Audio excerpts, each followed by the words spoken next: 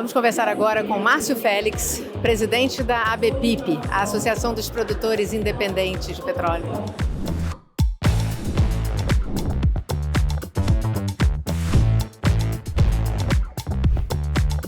Márcio, obrigada mais uma vez por estar com a gente.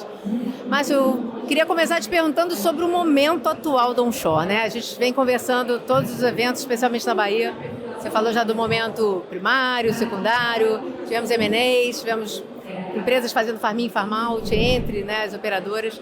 Como é que você está vendo o momento do onshore para as independentes e das independentes como um todo, que atuam no offshore também? Pelo termômetro aqui da Bahia Oil and Gas Energy, que significa, numa tradução livre, energia do óleo e gás, né? Então, não é óleo, gás e energia, enfim, tem uma sutileza no nome, mas a gente percebe aqui, eu diria, um momento de plenitude. A feira alcançou um tamanho muito bom, um público assim, quase máximo, um público já que se aproxima de público de OTC, talvez. Então, assim, a gente vê uma vitalidade, uma maior diversificação, números redondos aí. A feira só tem 2 anos, tem a terceira edição, mas foi 2023, 2024, 2025. Então, em 2 anos, em 3 edições, saiu de 90 expositores, passou por 180, agora chegou a 250. Então, isso mostra não só o crescimento, mas uma diversificação e mostra que o interesse, um retorno da Petrobras aos eventos, que a Petrobras tem o seu poder, mas aqui a gente tem refinaria privada, tem uma série de polo petroquímico, tem Transpetro. Então tem um mix aqui que é um caldo do sincretismo energético baiano, chama assim. Então isso dá uma sensação, uma percepção, né, de que isso está pujante, está alegre. Então eu digo assim, está num momento de plenitude. É claro, a consolidação acabou? Ainda não. A gente vai ter alguns movimentos, mas a gente acho que está muito próximo dessa consolidação. Entendi. E em termos de preparação dessa indústria, da própria operadora, né? Com o barril a $60, né? A gente teve uma queda. A indústria de petróleo está acostumada, né, a ter esses cenários. Mas especificamente para os independentes e mais especificamente para áreas terrestres, como é que essa indústria se organiza? A gente olha historicamente no preço do petróleo, né? A gente sabe que ninguém consegue acertar uma previsão. O que acontece é um fato aí que não é previsível e bagunça qualquer previsão assim de curto, médio prazo. Mas o petróleo tem seus ciclos, né? E em poucos anos ele vai lá em cima, vai lá embaixo, volta, mas na média, no mundo de hoje, a gente não consegue imaginar um petróleo abaixo de 60 ou talvez acima de 75. Então esse range de $15, aí, de 60 a $75 por barril, é o que permite que o shale americano ainda tenha uma competitividade, permite que as energias alternativas, energias renováveis, sejam competitivas. O preço do petróleo muito baixo, a 30, só vai ter petróleo. Então desequilibra o mundo. A gente tem uma capacidade, a gente está vivendo um momento de produção máxima de petróleo de todos os tempos, não só de petróleo, mas também de carvão, embora relativamente tenha diminuído a matriz energética na média mundial. Esses 2 fósseis estão no máximo, e o mundo não para de além das desigualdades todas que tem no consumo de energia, a gente tem agora data centers, tem uma série de demandas novas por energia, e energias, vamos dizer, que sejam renováveis, limpas, e etc., mas não necessariamente. Tem gente fazendo criptomoeda com gás na boca de poço. Então, essas coisas não são vistas, não são percebidas. Então, a gente tem vamos dizer assim, um movimento grande, e as empresas, quando fazem seus projetos, elas calculam lá um ponto de equilíbrio, lá um break-even. A Petrobras fala lá em $35 o barril. Eu diria que entre 35 e 45 estaria o ponto de equilíbrio para o óleo. Agora, o gás, no caso onshore, ele é muito mais competitivo. Então, algumas empresas estão mudando o perfil ou já se declararam empresas de gás. Então, não vale esse negócio do preço porque o nosso preço de gás aqui ainda é descolado do preço internacional, no caso do gás. E o óleo é bem correlato. Márcio, tem alguns desafios regulatórios que já se apresentaram, alguns foram solucionados, outros ainda estão aí na mesa. Como é que está esse momento? Esse fenômeno das empresas independentes, de maior quantidade, maior diversidade, é muito recente. E parte dele nasceu de programas de investimento da Petrobras, de outras empresas, e também sinalização de incentivos do governo federal por conta de serem empresas que vão atuar em áreas carentes, pegar campos maduros, acumulações de comunidade marginal, vai estender a vida, vai gerar mais emprego, renda nessas regiões, enfim. Tem uma lógica de crescimento. Para isso, precisa ter custos menores. Então, por exemplo, regular a questão do porte da empresa, pequeno, médio, quais são os limites. A questão de campos maduros. Faz sentido para uma grande empresa ter um incentivo, porque ela pode ter um campo maduro também. Então, tem maduros e maduros. E a questão de novidades, por exemplo, o Golfo do México, especialmente, né, tem muitos tiebacks, né, muitas produções que estão distantes, 20, 30 quilômetros, e através de um poço satélite, ou conjunto de poços satélites submarinos, conecta a uma plataforma lá longe. Isso no Brasil não tinha. Não tinha não é porque o pessoal não era criativo, mas porque a regulação impedia que você tivesse duas empresas diferentes. Não é possível.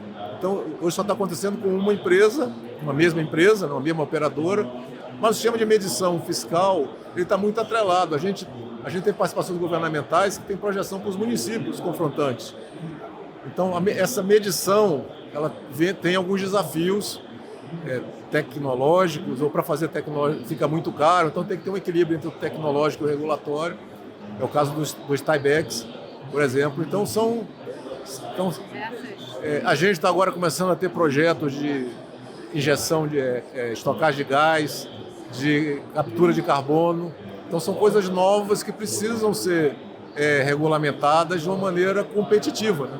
Não é ficar sem a União e os estados, os entes federais ficarem sem arrecadar, mas é que a gente... Então, esse equilíbrio que a gente precisa, senão as empresas independentes deixam de ser competitivas e aí tudo volta ao que era antes. Tempo atrás, sem investimento.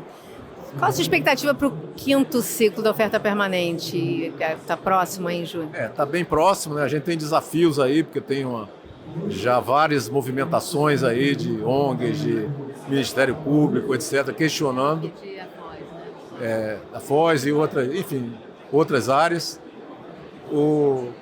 A autorização conjunta MMA e MMA vence no dia seguinte. Então, imagina, uma liminar que dure 24 horas, já inviabiliza. Houve um conjunto de manifestações, se não me engano, são 18 empresas que manifestaram interesse.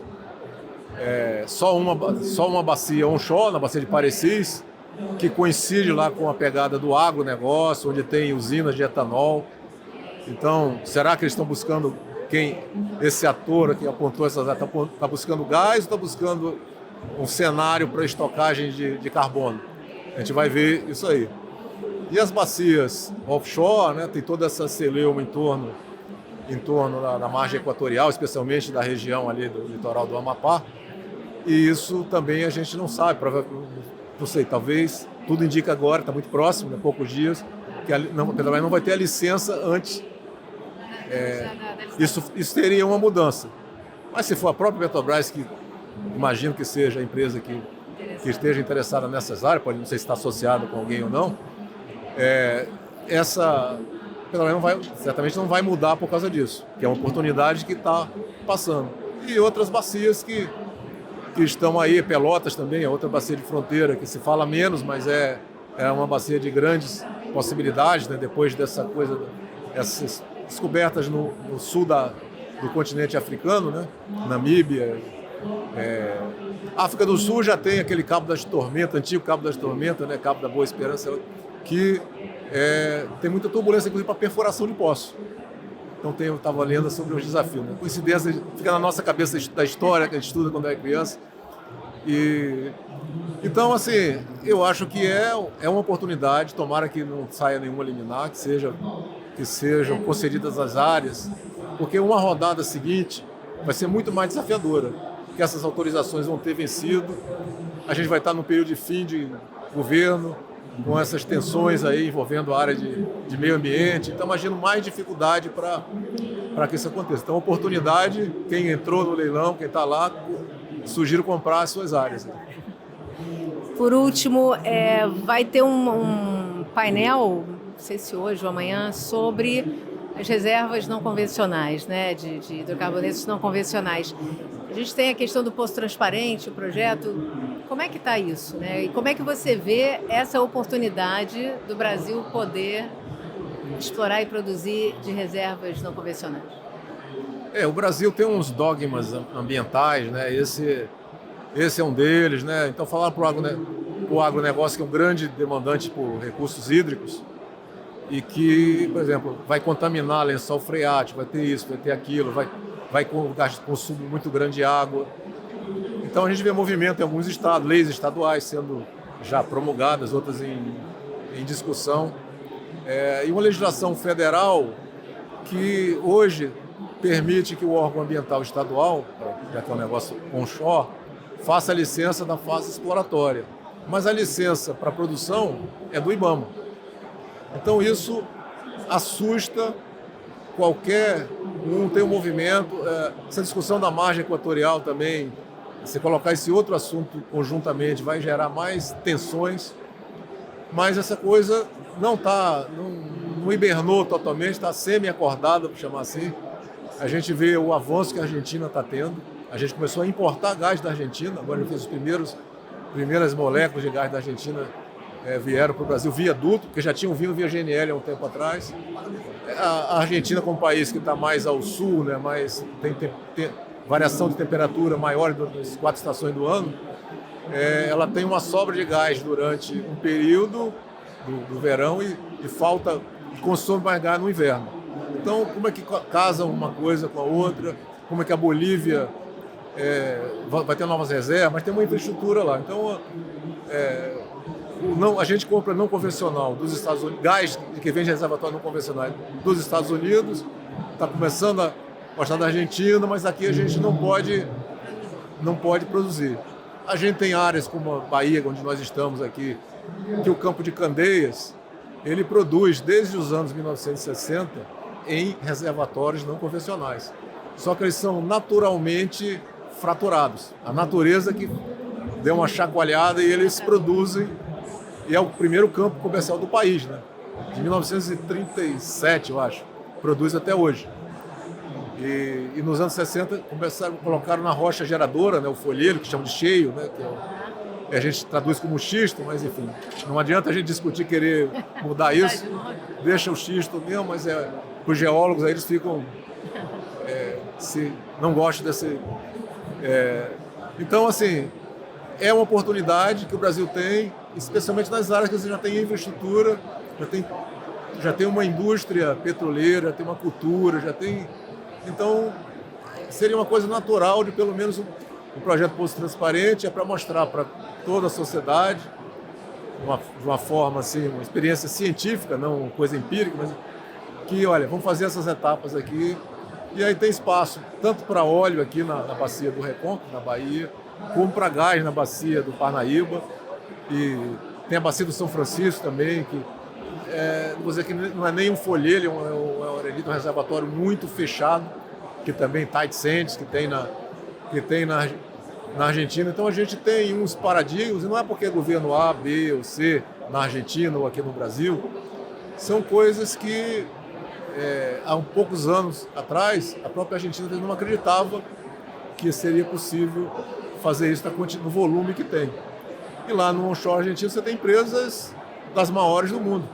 E tem empresas argentinas também de grande porte que incrivelmente não atuam no Brasil, que poderiam atuar no onshore brasileiro. Então a gente tem um mercado e tem que amadurecer isso antes que seja tarde demais, né? Isso aí, Márcio. Obrigada. Eu que agradeço a oportunidade.